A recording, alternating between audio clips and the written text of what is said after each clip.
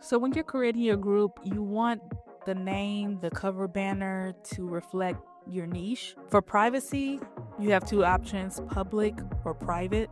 I feel like this is where a lot of people go wrong. One reason my two main groups have been so successful, why they are at 200 plus members and they've only been open a couple months, is because they are public. My initial group, AI Melanated, is private. That was my first group and I made it private. That's why even though it's been open since 2023, it's only at 30,000 members. Not bad, 30,000 is still a lot, but it's not competing with my other two groups that are both at 200,000, the other one's at 250,000. And those two groups are public. One main reason, Facebook, it has pushed this group, both of those groups. Another reason, since they are public, members are able to share posts to their pages, so not only is my audience seeing it, their audience is seeing it as well. Meaning when you make a group private, members are not able to share those posts outside of that community. So that's why it's harder for a private community to grow.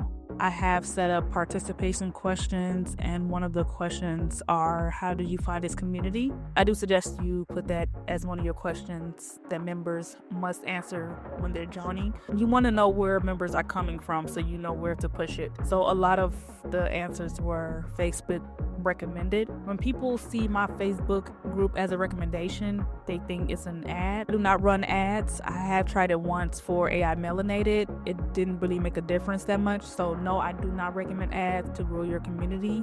You will have better results just making it public and growing it organically. People have their reasons to make it private. So if you have a paid offer somewhere else and people create a community just for the paid members who bought their course or seminar, whatever the reason, some people go private after they hit a certain number.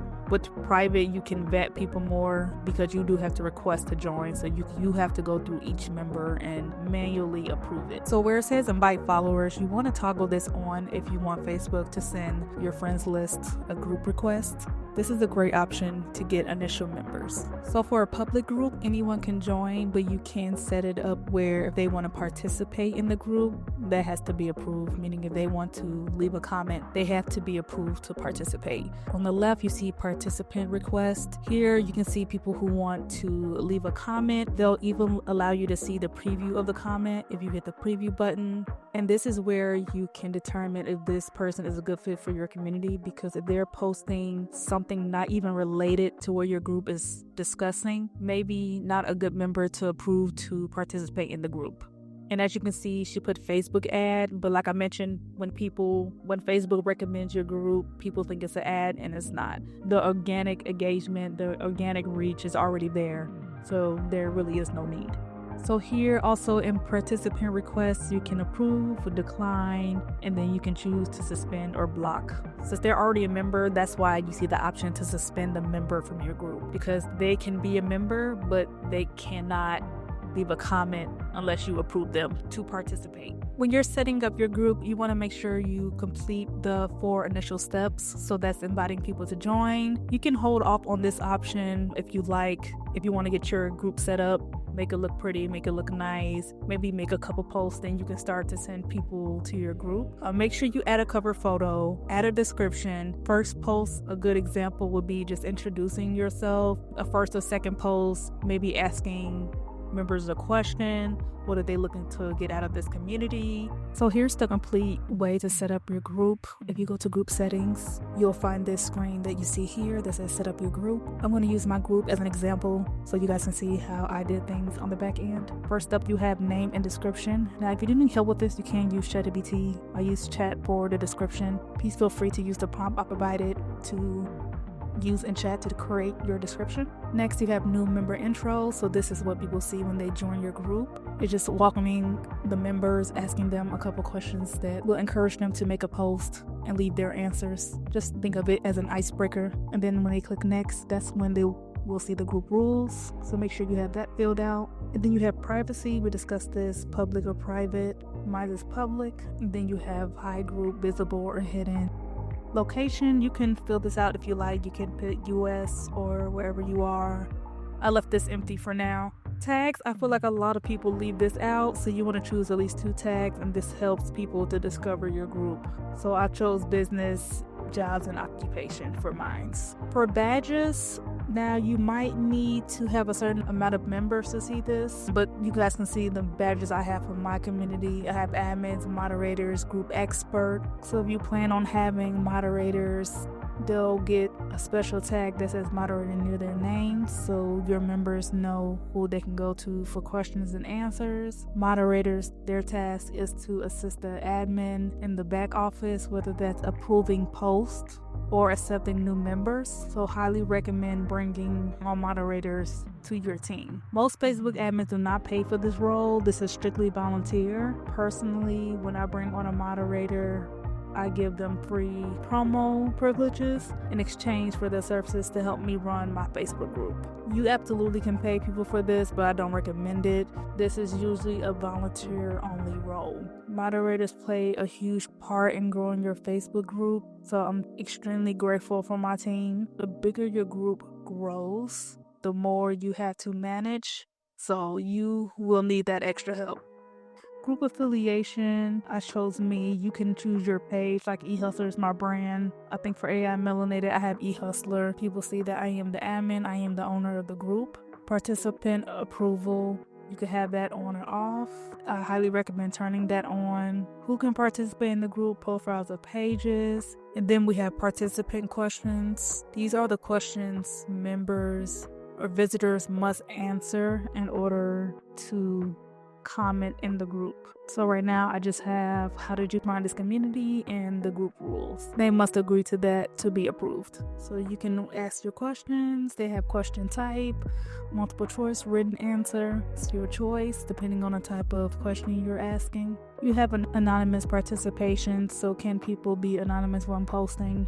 Not everybody wants to show their username, so it's a great feature to add, to turn on. So these are the post formats. I just kept the default settings my group started with. Approve edits. So when a member wants to edit their posts, do they need admin approval? Yes or no? You decide. And then sort comments. I leave this as suggested default. When you're choosing your banner, you want to make sure you choose a color that complements that banner as well. So doing this on your phone versus your desktop looks a little different. It's a little better on your mobile device, so you can easily choose what color complements the banner. These are the 2 colors I've chosen. They complemented the banner the most.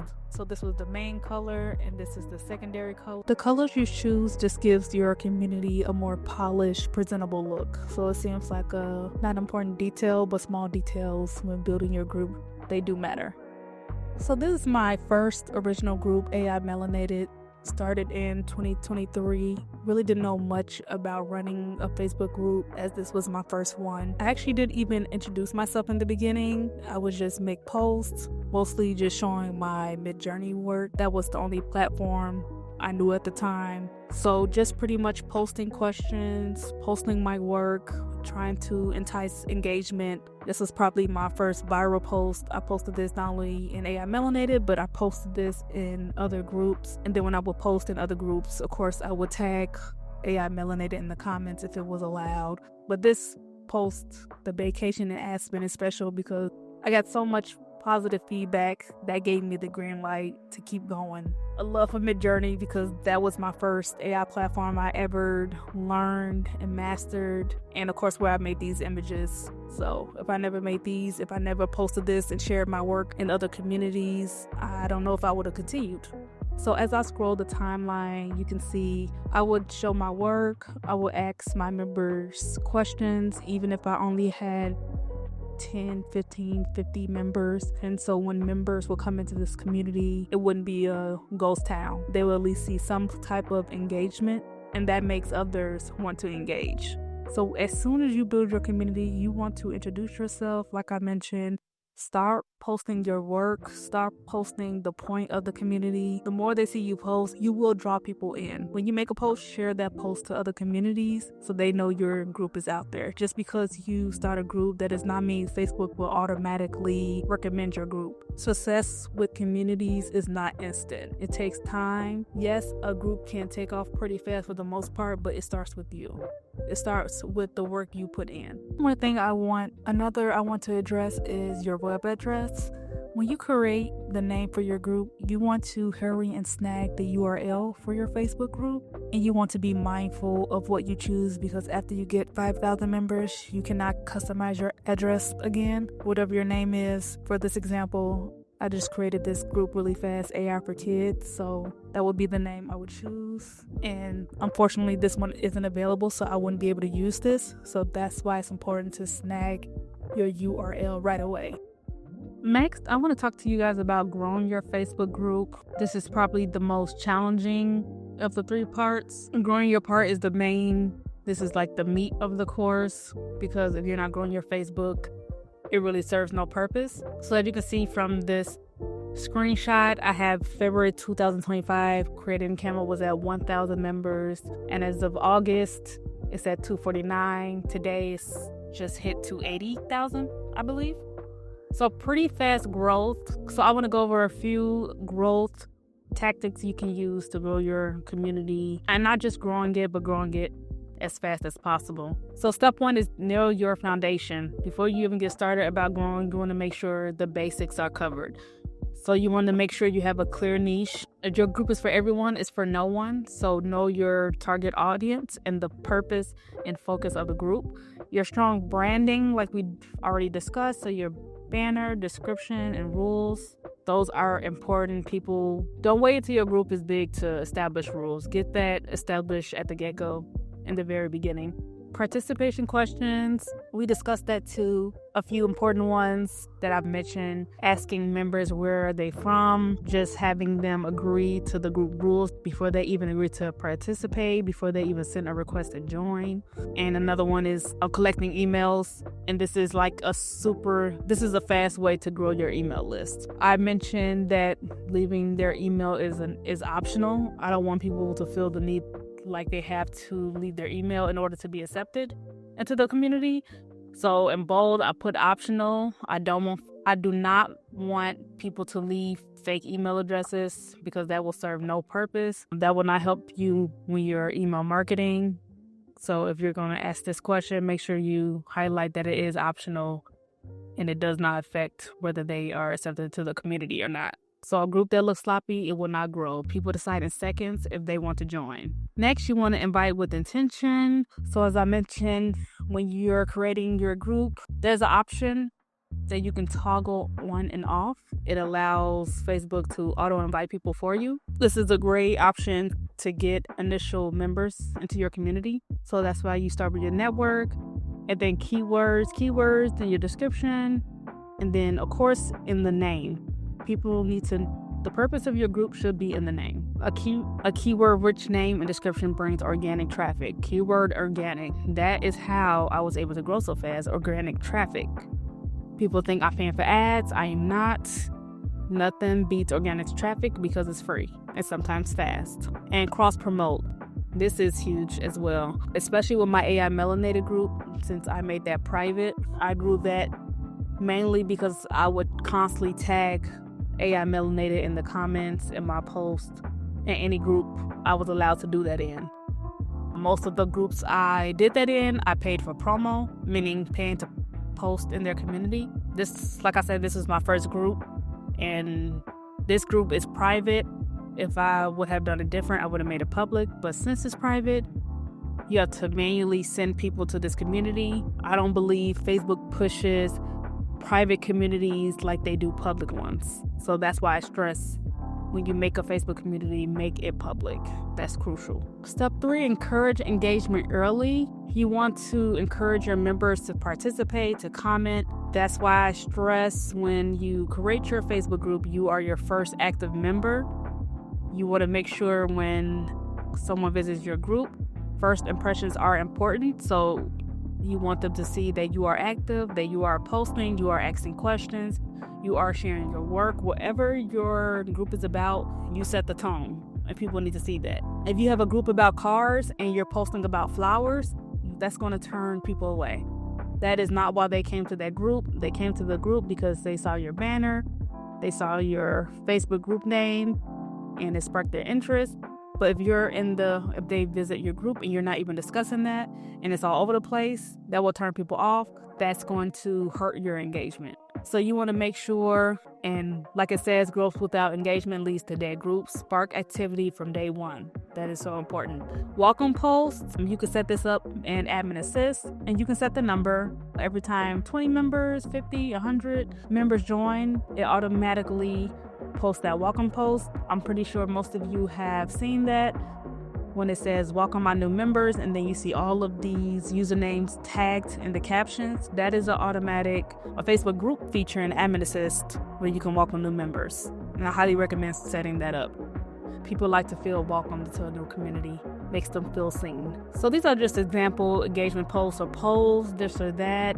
Any conversation starters, and you guys know I will always suggest ChatGPT for ideas. So you can take a screenshot, or you can just simply prompt, my group is called I Love Cars. So yeah, give me great conversation starters. The output seems very generic. I want you to go to similar Facebook group and look at what the members or the admin is posting. Look at the posts with high engagement. You can screenshot that, upload that into chat, and you can prompt, this is a highly engaged post I noticed from a similar group to mine. I need similar posts like this to entice engagement. So themes and routines, that's what I mentioned with Admin Assist. So daily, weekly posts you can set up. So every Monday, post a motivation post. Every first of the month, like I do in one of my groups, my Etsy group, I said, what are your goals for this month? You can do that. You can use that one for any group, really. I have that set up in my Etsy group. That's a great conversation starter that posts every first of the month and almost always have likes and comments, because every time that is posted on the first of the month, it always gets engagement. So it's simple, to the point, and people have to answer that question. People love to share their goals, so feel free to use that as well. That automatically posts every first of the month, and that is a great conversation starter. Step 4, leveraging Facebook features. Facebook actually gives you tools to help you grow, which is amazing. Admin Assist, schedule posts, group experts. I don't use that much. And badges, I don't use that as much either.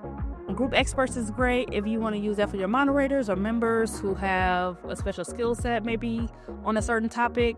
So badges, rewards like new members, and conversation starters. Recognition rewards like this, it actually does help. The bigger your group is, people love to feel seen, they love to feel special. So it might seem irrelevant, it might not seem as important, but little things do matter. It does help in a community, especially when it's a large one. All right, and step 5, growth tactics that work.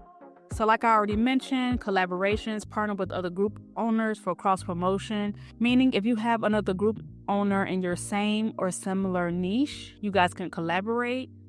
Some admins, they do mod for mod, meaning I'll moderate your group, you moderate mine. You'll have free approval, meaning they can post without waiting for an admin to approve. They promote in yours, you promote in theirs. Feel free to set up your own rules, like they can only post 2 times a day. They must stay on topic. Anytime you're collaborating with anyone or have promo, you want to make sure each post is on topic. That is crucial, to stay on topic. That'll help you grow fast, and your members, that's what they want. They want to stick to a topic. I've gone in so many groups and a post is completely off topic, and you just go to the comments, you see people complaining, like, what does this have to do with so-and-so?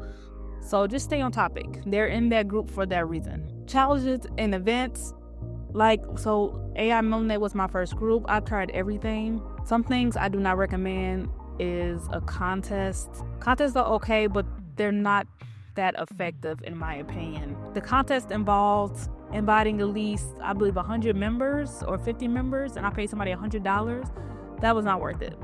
I would not do that again. Not worth it at all. Because the thing with that, when you invite members, that doesn't mean they're in your group. They actually have to go to the group and say join still.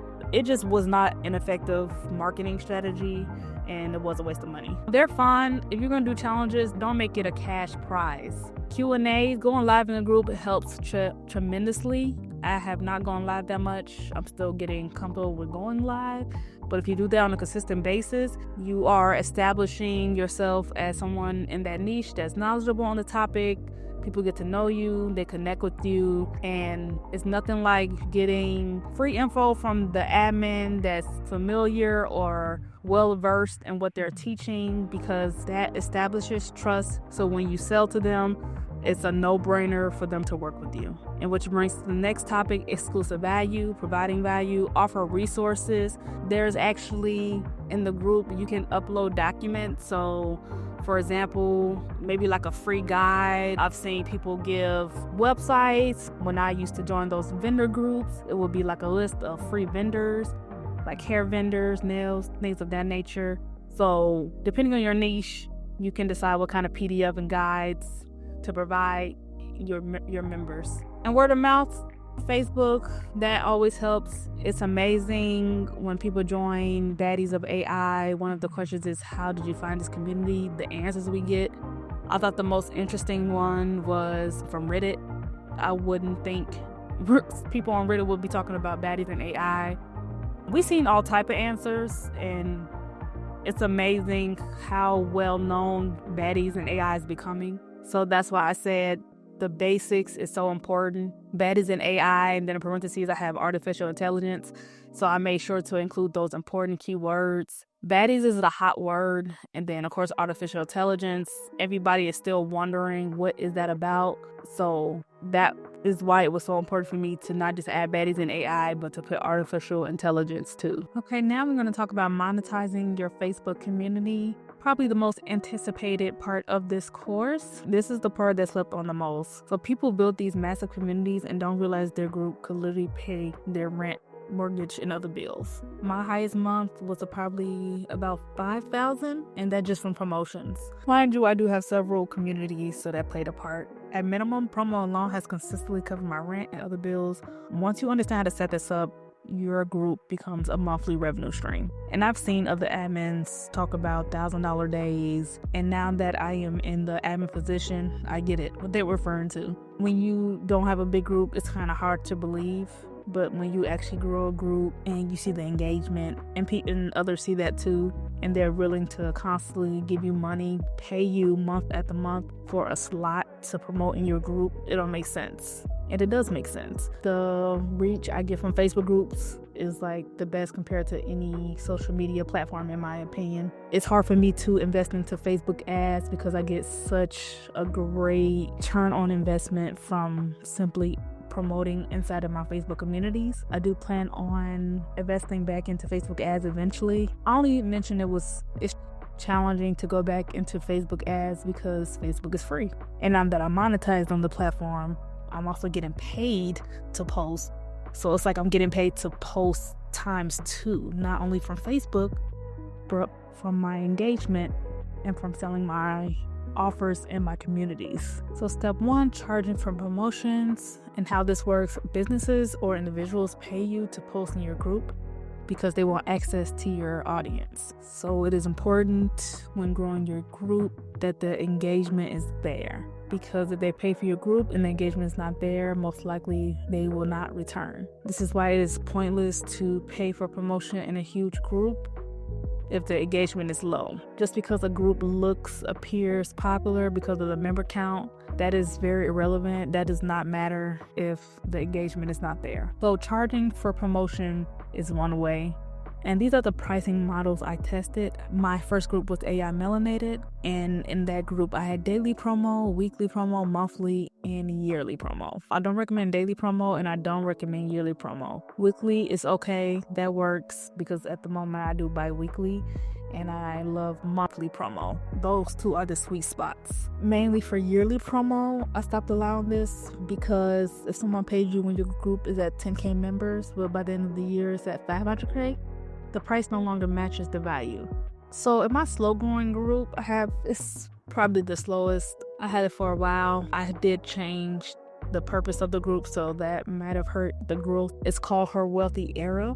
Did have yearly promo for that group, only because the growth rate was so slow and I was considering giving it up, so I decided to allow yearly promo. Yearly promo is really enticing for people, knowing they're locked in for the year. So you will get a lot of inquiries for yearly promo if you ever make that an option, but really consider if you want to go that route before you add that as an option. In my personal opinion, as your group grows, your promo rate should increase. Bigger audience equals more value. Businesses will happily pay you because the return on investment is there. If they're not willing to pay you, that does not matter. The people who see the value in your community, those are the ones that will happily invest with you and stick with you. Don't ever lower your prices to try to please the masses.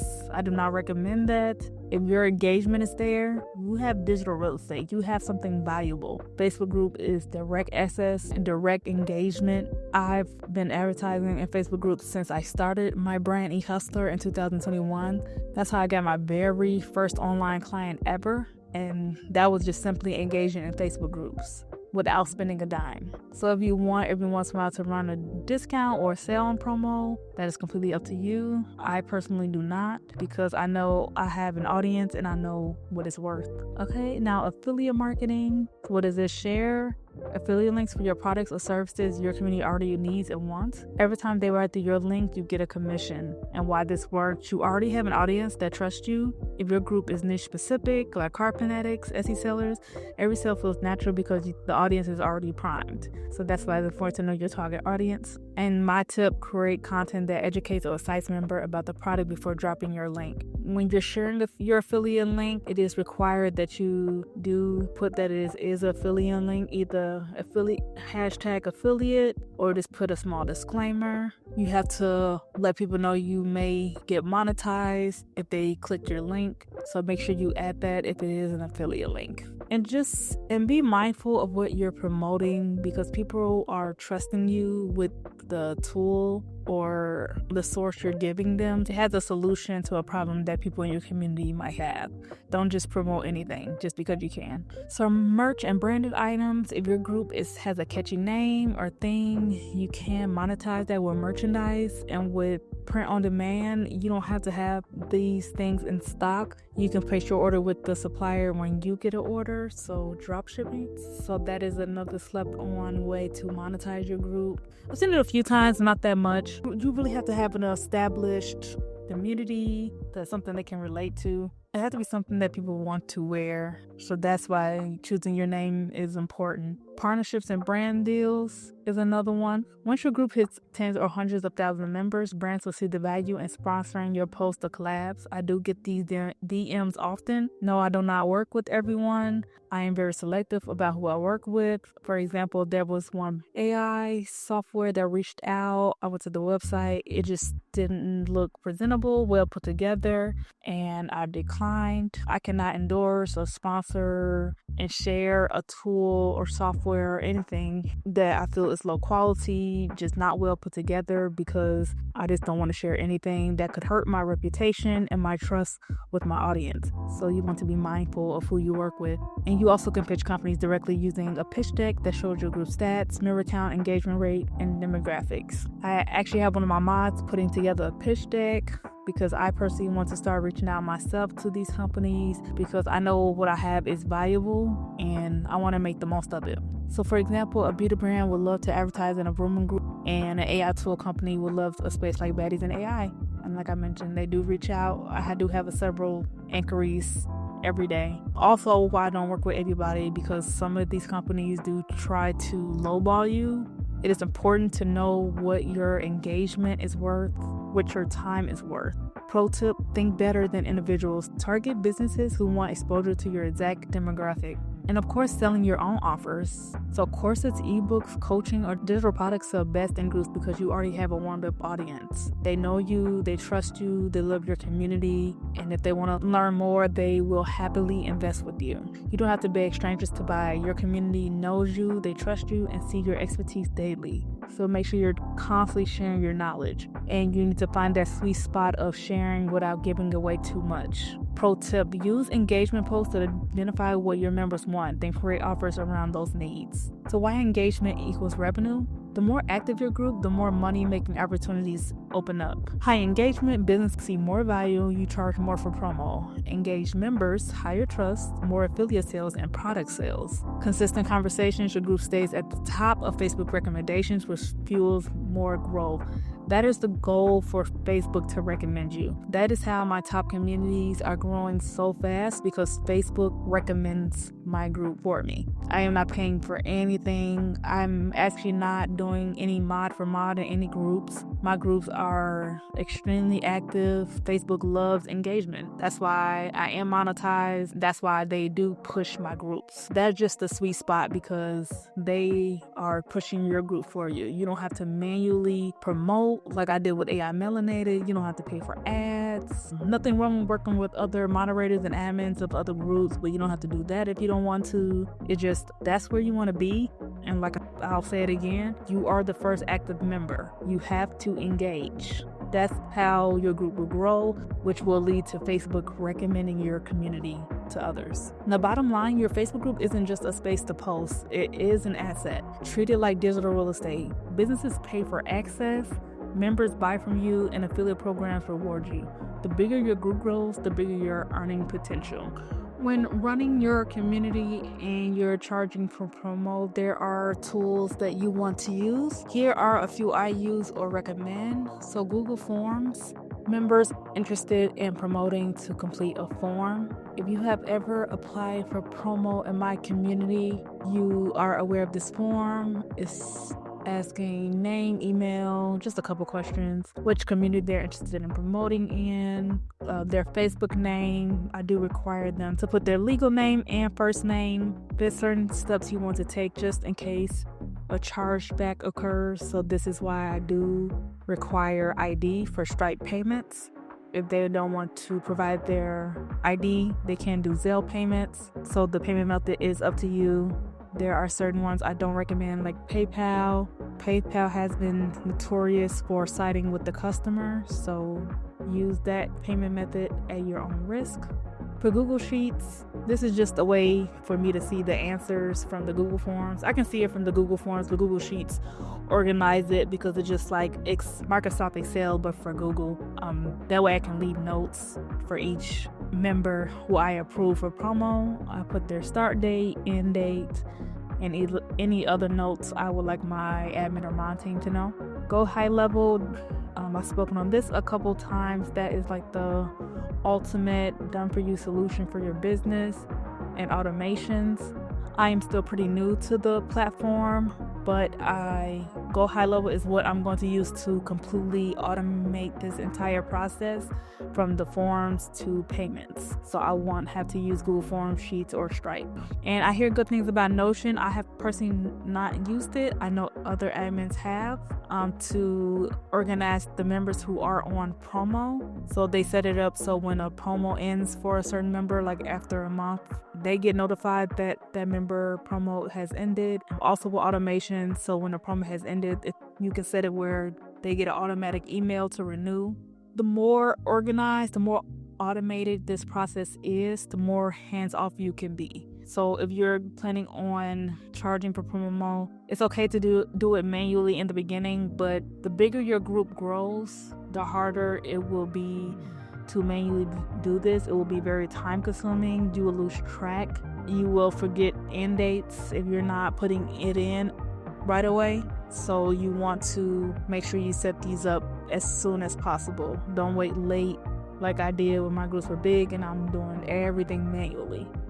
Also, another thing I do as well for your admin team, creating a chat for them, creating a chat for your promo team members.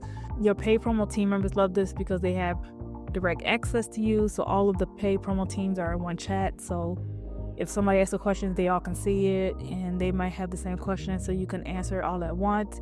If you ever update a rule, you can go directly to the promo team members and make sure they're fully aware of the new promo rules if you change or edit anything. For the admin and mod team, this is just so a way we can all keep in contact and discuss things regarding the community, things we need to work on, any members that's reaching out with questions, this is the way to be and stay connected to your admin and mod team. They are helping you run this community and grow it, so you want to stay in touch. You don't want to be a stranger to your own team members. If I could say the most important thing about this entire crash course, I would say being consistent is number one. I feel like people say things like being consistent is such cliche advice, but it's not. It works. Consistency matters. That plays a huge factor. You cannot be consistent for 5 months, abandon it, and then come back to it. It will not be the same. I know admins who have done this and their group is just not the same as they used to be because their activity is no longer consistent. They may have left. So if you ever need a break from your community, this is why having an admin and mod team is so crucial, because they keep your members engaged while you're away. This is why I have your automatic reoccurring post set up so it looks like you're active. Now that you have finished the course, head to your Facebook group and schedule at least one post. Schedule more if you can. If I pull an all-nighter and I know I'll be asleep past 9 a.m., I schedule content to post while I'm asleep. The engagement should not stop just because you aren't online. Someone watching this won't take action. Don't let that be you. Every year you say you're going to start posting in your Facebook group, or you need to start your Facebook group. Don't let that be you next year saying the same thing and not doing what you say you're going to do. That's how you develop bad habits. Do it, stick to it, and even when it seems like it's not working, keep at it. Facebook groups are an absolute goldmine.